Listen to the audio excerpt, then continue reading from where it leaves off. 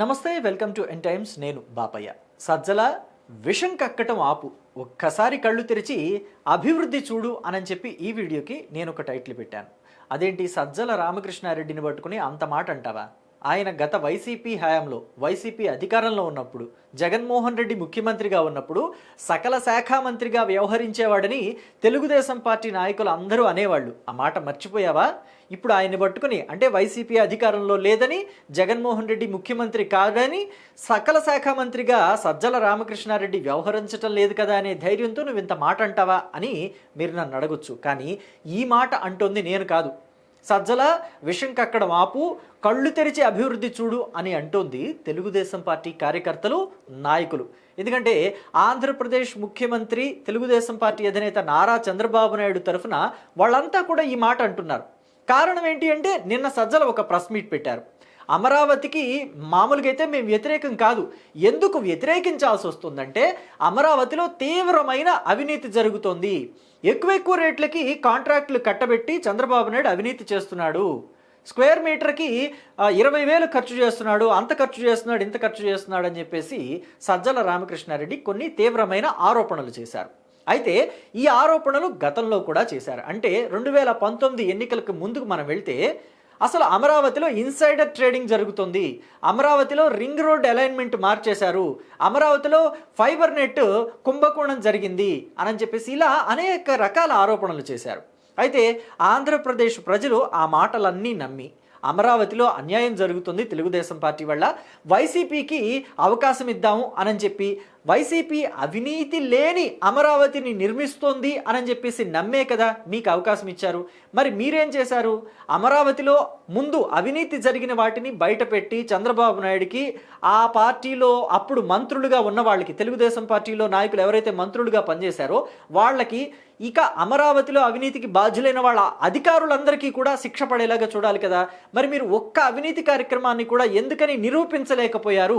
మీరు వేసిన ఆరోపణల్లో ఒక్కదానికి కూడా ఆధారాలు ఎందుకు బయట పెట్టలేకపోయారు అని చెప్పేసి జనం ఇప్పుడు క్వశ్చన్ చేస్తున్నారు. సజ్జల రామకృష్ణారెడ్డి మరోసారి అమరావతిలో అవినీతి జరుగుతోంది అని అంటున్నప్పుడు సో ఇవన్నీ కూడా ఆరోపణల్లాగానే మిగిలిపోతున్నాయి. వైసీపీ కేవలం ఆరోపణలకి మాత్రమే పరిమితం అయిపోతుంది. అయితే ఇక్కడ ఇంకొక మాట కూడా, అంటే అమరావతిని వ్యతిరేకించాము, 3 రాజధానులు ముద్దు అని చెప్పేసి గతంలో 2019లో అధికారంలోకి వచ్చినప్పుడు చెప్పారు వైసీపీ వాళ్ళు. ఎందుకని అమరావతి వద్దు అని అంటే, వాళ్ళంతా చెప్పిన ఒకే ఒక్క మాట, అమరావతిని రాజధానిగా చేసుకుంటే అభివృద్ధి అంతా కూడా అమరావతిలోనే ఉండిపోతుంది. మళ్ళీ ఇక్కడ ఎలాగైతే గతంలో తెలంగాణలో, హైదరాబాద్లో మొత్తం అభివృద్ధి అంతా కూడా హైదరాబాద్ కేంద్రంగా జరిగిపోతే, తెలంగాణ మాకు కావాలని చెప్పేసి తెలంగాణ వాళ్ళు హైదరాబాద్ని, తెలంగాణని ఎలాగైతే తీసేసుకున్నారో, రేపు అమరావతిలో మాత్రమే అభివృద్ధి జరిగితే మళ్ళీ ప్రత్యేక రాయలసీమనో, ప్రత్యేక ఉత్తరాంధ్రనో ఇలాగ మళ్ళీ రాష్ట్రం విడిపోవాల్సి వస్తుంది. కాబట్టి మేము 3 ప్రాంతాలు అభివృద్ధి చెందేలాగా న్యాయ రాజధానిగా రాయలసీమని, అంటే కర్నూలులో న్యాయ రాజధాని పెట్టి రాయలసీమను అభివృద్ధి చేస్తాం. ఉత్తరాంధ్రలో పరిపాలనా కేంద్రాన్ని అక్కడ పెట్టేసి, అంటే పరిపాలనా రాజధానిగా ఉత్తరాంధ్రని పెట్టి, విశాఖలో పెట్టి ఉత్తరాంధ్రని అభివృద్ధి చేస్తాం. ఇక్కడ ఎటు శాసన రాజధాని ఉంటుంది కాబట్టి కోస్తాంధ్ర డెవలప్ అవుతుంది. రాజధాని వికేంద్రీకరణ చేస్తే అభివృద్ధి జరుగుతుంది అని చెప్పి ఆనాడు వైసీపీ చెప్పింది. అయితే ఆ రాజధాని వికేంద్రీకరణ ఎటుపోయిందో తెలియదు. చివరికి 2024 ఎన్నికల ముందు వచ్చేసరికి విశాఖే రాజధాని అన్నారు.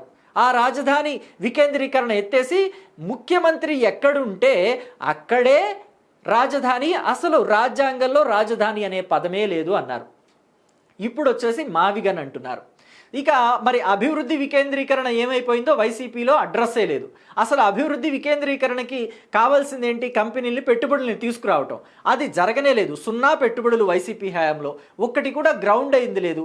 3 లక్షల కోట్ల పెట్టుబడులు వస్తున్నాయి అన్నారు.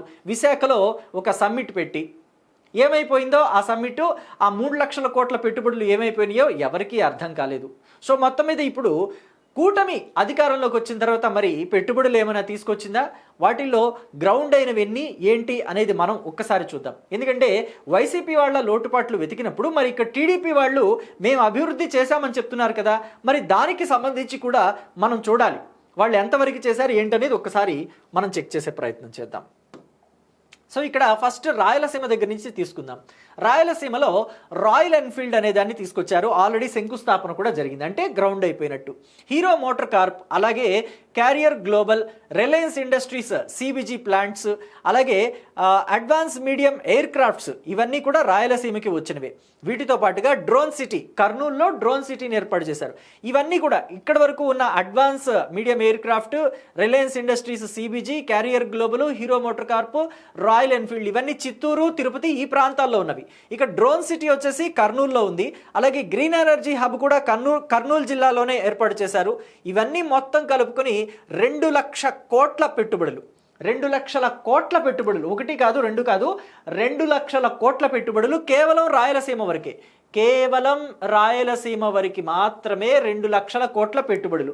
వాటిలో ఇప్పటికీ 80,000 కోట్ల పెట్టుబడులు గ్రౌండ్ అయిపోయాయి, అంటే శంకుస్థాపన కూడా జరిగిపోయింది. ఇది రాయలసీమ వరకు మాత్రమే. ఇక పెట్టుబడులు కోస్తా ఆంధ్ర విషయానికి వద్దాం. కోస్తా ఆంధ్రలో క్వాంటమ్ వ్యాలీ, అంటే అమరావతిలోనే క్వాంటమ్ వ్యాలీ హబ్ కూడా ఏర్పాటు చేస్తున్నారు కదా, దానికి సంబంధించి శంకుస్థాపన కూడా జరిగింది. ఆ క్వాంటమ్ వ్యాలీ అనే దాన్ని కూడా చంద్రబాబు, ముఖ్యమంత్రిగా ఉన్న చంద్రబాబు వెళ్ళి పరిశీలించి వచ్చారు. ఆ తర్వాత నవయుగ మ్యానుఫ్యాక్చరింగ్ అని చెప్పేసి ఒక కంపెనీని అక్కడ ఏర్పాటు చేస్తున్నారు, నవయుగ కంపెనీ వాళ్ళు. అలాగే మెగా లెదర్ క్లస్టర్, ఇది వచ్చేసి నెల్లూరులో ఏర్పాటు చేయబడుతుంది. అలాగే డిఫెన్స్ ఎయిర్ క్రాఫ్ట్స్ వచ్చేసి ఉదయగిరిలో ఏర్పాటు చేస్తున్నారు.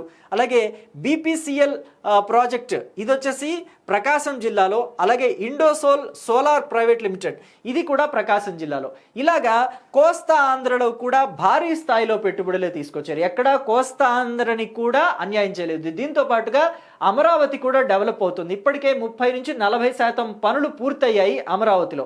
అంటే కొద్దిగా వేగం తగ్గిన మాట వాస్తవమే, కొన్ని అనుకోని కారణాల వల్ల వేగం తగ్గి ఉండొచ్చు. కానీ భారీ స్థాయి కంపెనీలకే భారీ స్థాయి కంపెనీలకే కాంట్రాక్ట్లు ఇచ్చి అక్కడ ఏవైతే నిధులు కావాలో ఆ కంపెనీలకి మరి వాళ్ళు పనులు చేస్తున్నందుకు అమౌంట్ అప్పగించాలి కదా. సో దానికి సంబంధించి నిధుల్ని కూడా సమీకరించుకొని పెట్టుబడులు తీసుకొచ్చుకోగలిగి వేగంగా పనులు చేస్తోంది కూటమి సర్కారు. ఇక మనం ఉత్తరాంధ్ర గురించి చూద్దాం. ఉత్తరాంధ్రలో ఏమేం పెట్టుబడులు వచ్చాయి ఏంటి అనేది ఒక్కసారి మనం చూస్తే, గూగుల్ డేటా సెంటర్, ఇది ఒక్కటే 1,31,000 కోట్ల పెట్టుబడి. అలాగే కాగ్నిజెంట్, టీసీఎస్, ఎసెన్షియర్ కంపెనీ, ఇవన్నీ కూడా వాళ్ళ ప్రధాన ఆఫీసుల్ని, వాటిని ఏమంటారంటే క్యాంపస్లు అంటారు. సో ఆ క్యాంపస్లన్నీ కూడా విశాఖపట్నంలో ఏర్పాటు చేస్తున్నాయి. అలాగే ఆర్సిలార్ మిత్తల్ స్టీల్ వచ్చేసి ఎన్ని లక్షల కోట్ల పెట్టుబడి, అంటే దగ్గరగా 110 కోట్ల పెట్టుబడి అని చెప్పేసి కూడా మనం విన్నాం. ఇది అనకాపల్లి జిల్లాలో, అంటే ఇది కూడా ఉత్తరాంధ్ర కిందకే వస్తుంది. అలాగే అదానీ డేటా సెంటర్ కూడా ఇక్కడ ఏర్పాటు చేయబోతున్నారు. రిలయన్స్ డేటా సెంటర్ కూడా ఏర్పాటు చేయబోతున్నారు. వీటన్నిటికీ సంబంధించి ఒప్పందాలు కూడా జరిగిపోయాయి. మొత్తం ఒక ఉత్తరాంధ్రలోనే కొన్ని వేల కోట్ల అని చెప్తే కూడా చాలా పెద్ద తప్పు అయిపోతుంది, లక్షల కోట్ల పెట్టుబడులు ఇప్పటికే గ్రౌండ్ అయ్యాయి కూడా. సో దీన్ని బట్టి చూస్తుంటే ఈ 2 ఏళ్ల పరిపాలనా కాలంలోనే ఆంధ్రప్రదేశ్కి ఇన్ని లక్షల కోట్ల పెట్టుబడులు, అంటే ప్రాంతాలకి తగ్గట్టుగా ఏ ప్రాంతంలో ఎలాంటి ఇండస్ట్రీస్ పెట్టడానికి అనుకూలంగా ఉంటుంది, ఆ ల్యాండ్ ఎలా అనుకూలిస్తుంది అని చెప్పేసి ఆ కంపెనీ ఓనర్లకి చెప్పి వాళ్ళని ఒప్పించి తీసుకొచ్చి ఇక్కడ పెట్టుబడులు పెట్టేలాగా, చివరికి పెట్టుబడులు పెట్టడానికి ఎంఓయూలు కుదుర్చుకోవడం కాదు, డైరెక్ట్గా శంకుస్థాపనలే. అంటే స్పీడ్ ఆఫ్ డూయింగ్ బిజినెస్ అనే మంత్రాన్ని కూటమి సర్కారు ఎంత చక్కగా జపిస్తుంది, దాన్ని ఎంత చక్కగా అమలు చేస్తుంది అనేది కూడా మనం ఇక్కడ చూడొచ్చు. అభివృద్ధి వికేంద్రీకరణ అంటే ఇది. రాజధాని వికేంద్రీకరణ వల్ల అభివృద్ధి జరుగుతుంది అని అనుకుంటే అది పొరపాటే. మనం వెళ్ళి కంపెనీల్ని ఒప్పించి వాళ్ళని మెప్పించి మీకు ఈ ట్యాక్స్ ఎగ్జంప్షన్స్ ఇస్తాము, లేకపోతే ఇలా మీకు మంచి మౌలిక సదుపాయాలు కల్పిస్తాము, మా ఆంధ్రప్రదేశ్లో మౌలిక వసతులు ఇలా ఉన్నాయి, మీకు ఇంకా కావాలంటే మెరుగైన సౌకర్యాలు కల్పిస్తామని చెప్పేసి వాళ్ళకి మెప్పు పొందేలాగా మనం మాటలు చెప్పి వాళ్ళని ఒప్పించి ఆంధ్రప్రదేశ్కి తీసుకురాగలగటం అనేది అభివృద్ధి చేయటం. ఇలా ప్రాంతాల వారీగా అభివృద్ధి అనేది గతంలో ఎన్నడూ నేనైతే చూడలేదు. ఒకవేళ మీరు చూస్తుంటే కమెంట్ బాక్స్లో కూడా తెలియచేయండి. అభివృద్ధి వికేంద్రీకరణ అనేది కూటమి హయాంలో జరిగిందా, లేకపోతే రాజధాని వికేంద్రీకరణ చేస్తాము అని చెప్పి దాన్ని నాలుక మడతేసి మడమ తిప్పేసిన వైసీపీ హయాంలో ఏమైనా అభివృద్ధి జరిగిందా అనే విషయాల్ని కూడా కమెంట్ బాక్స్లో తెలియచేయండి. Thank you.